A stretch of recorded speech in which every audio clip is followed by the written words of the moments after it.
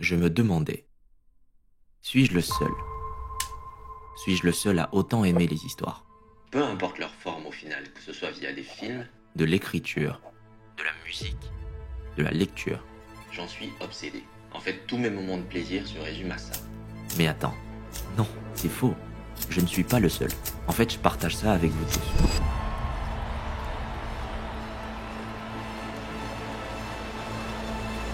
S'il y a une chose que toute l'humanité a en commun, c'est son goût pour l'art. Enfin, je veux dire, regarde-toi. Tes goûts, tes tendances, tes habitudes, tu ne serais même pas ici actuellement si c'était faux. Ce qui m'intéresse, c'est de comprendre pourquoi. Pourquoi c'est aussi important pour nous? J'ai donc décidé de lancer cette série dans laquelle nous essaierons ensemble de tirer tout ça au clair. Donc mon petit pote, bienvenue dans le premier épisode de Genesis.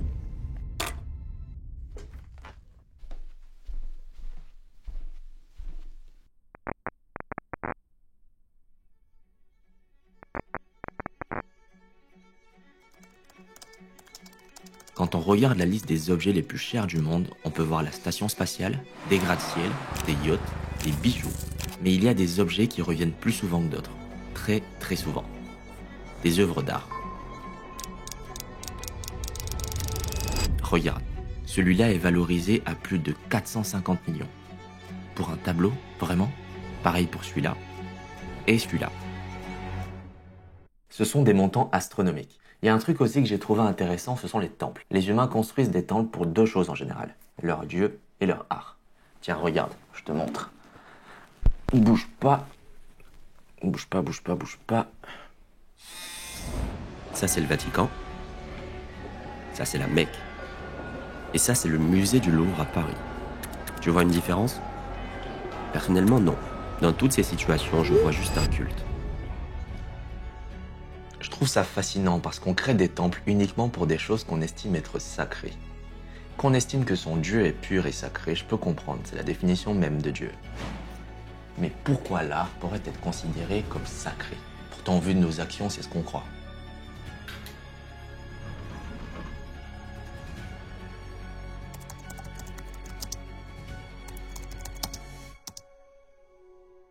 D'après le dictionnaire, l'art, c'est le moyen d'obtenir un résultat par l'effet d'aptitude naturelle. En gros, on appelle art quelque chose qui est bien fait.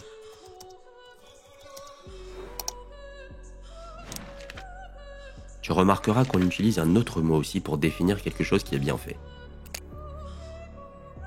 La beauté. Mais ça, c'est pour une autre vidéo. On reste concentré pour l'instant.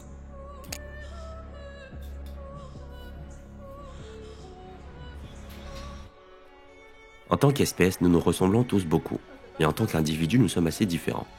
Nous avons des goûts différents, des vécus, des attentes différentes.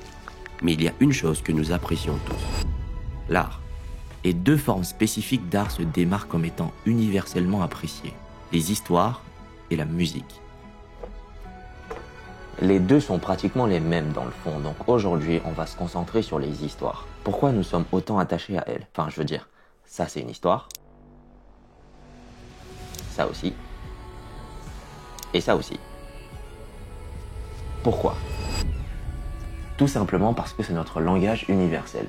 Notre façon de comprendre le monde est narrative. Par exemple, tes souvenirs sont des histoires. Tes pensées, tes croyances, tes émotions, tout ce qui fait de toi, toi est une histoire. Et une histoire, c'est pas très compliqué, c'est juste une suite d'événements qu'on arrive à connecter logiquement entre eux. D'ailleurs, le jour où tu n'arrives plus à le faire, tu as un sacré problème parce que ça peut, dans certains cas, être un symptôme de schizophrénie. Et même si on va plus loin, tout ce qui donne du sens à ta vie, ce sont des histoires. Ce sont des choses abstraites. Il n'y a aucun objet qui a une réelle valeur pour toi. Par contre, ce qu'il y en a, c'est le sens de la famille, par exemple. Le sens de l'amitié, le sens de la confiance. C'est toutes ces choses qui n'existent pas physiquement. C'est une dinguerie, je trouve. Donc, c'est notre langage universel. Je vais pas te laisser comme ça, je vais t'expliquer ça un peu plus parce que personnellement, je trouve ça super intéressant. Allons encore un peu plus dans le fond. Pourquoi les histoires sont notre langage humain universel?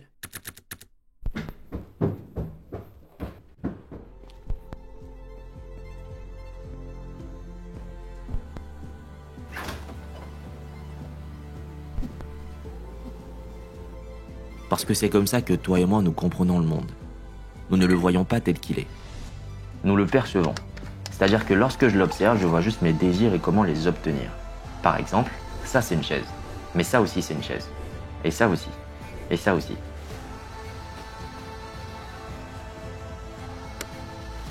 Je sais bien que tous ces objets ont des noms différents, mais dans ton esprit, ils représentent tous la même chose. Une chaise n'est pas un objet avec une assise et 4 pieds. Une chaise est un objet sur lequel tu peux t'asseoir. Tu vois la différence? Et ce principe fonctionne pour absolument tout ce que tu comprends. Les objets et même les personnes n'ont aucune valeur inhérente ou intrinsèque à tes yeux si elles ne te sont pas utiles.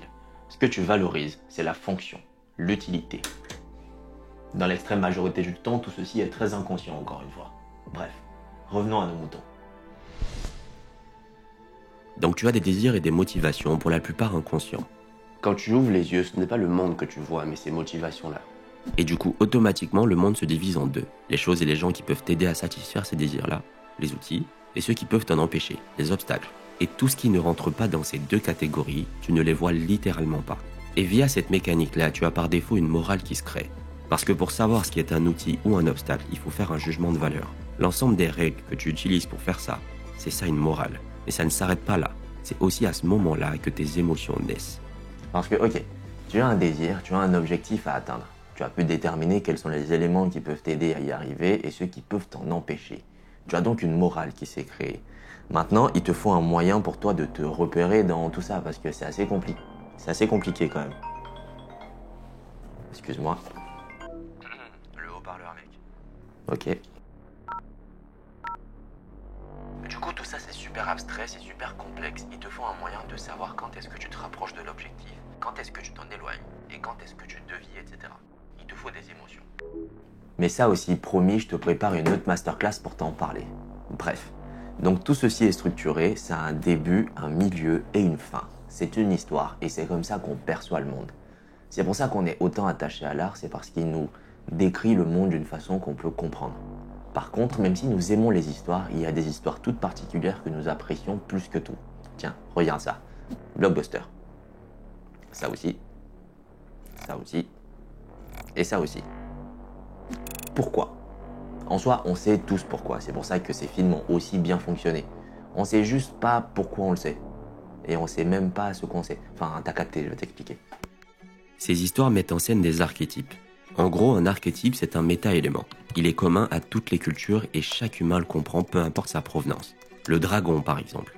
Il représente le mal ultime. C'est parce qu'il réunit tous les prédateurs les plus puissants. Corps de serpent ou de reptile, pattes de félin, des ailes, et en plus de ça, il crache du feu. Donc en fait, que ce soit sur Terre ou dans les airs, tu n'es en sécurité nulle part face à lui. C'est un archétype narratif.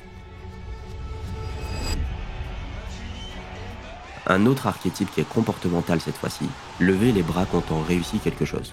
Tous les humains le font et le comprennent, même ceux qui sont nés aveugles et qui n'ont jamais vu personne le faire. Un dernier exemple, social cette fois-ci. Tu serres la main de quelqu'un ou tu lui montres ta paume pour dire bonjour. C'est un geste universel qui veut dire je n'ai pas d'arme dans les mains, tu n'as rien à craindre de moi. Ces histoires archétypales racontent toujours la même chose. Un personnage est confronté à un monde inconnu qui lui fait peur. Il décide d'aller l'explorer, affronte des galères, des dragons, mais continue d'avancer et devient plus fort en faisant ça. C'est ça l'histoire fondamentale derrière toutes ces œuvres qu'on aime tant, peu importe la façon dont elles sont racontées. Il y a une vérité profonde là-dedans pour nous. Certaines de ces histoires captivent encore des milliards de personnes aujourd'hui. Elles sont même devenues des religions entières. Elles n'auraient pas traversé près de 2500 ans si elles n'avaient pas un sens profond pour les gens. Certaines personnes modernes pourront dire avec un peu d'orgueil qu'ils n'y croient pas à tout ça.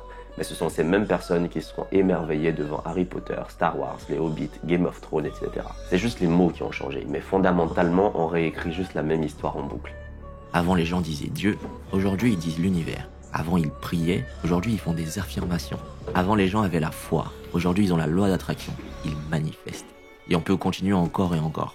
Les mots changent, mais pas ce qu'ils représentent. Être athée ne fait pas de toi un non-croyant, ça fait juste de toi quelqu'un qui ne sait plus en quoi il croit. Parce que tu ne peux pas croire en rien et rester sain d'esprit, que tu le veuilles ou non. Tu utilises juste des mots différents des religieux, mais fondamentalement vous dites les mêmes choses. En ce qui me concerne, nous sommes tous aussi croyants que le pape lui-même. On utilise juste des mots différents pour représenter ses croyances. Bon, on a dit beaucoup de choses, on a vu beaucoup, on sait maintenant beaucoup. Donc oui, on aime les histoires tout simplement parce que c'est comme ça qu'on comprend le monde. Nous avons vu aussi comment notre perception du monde fonctionne. Dans le prochain épisode, nous verrons ensemble le rôle que jouent nos émotions dans cette perception. J'espère que tu as passé un bon moment et que tu as appris quelque chose de nouveau. On se revoit dans la prochaine. Ciao. Et couper, c'était la dernière.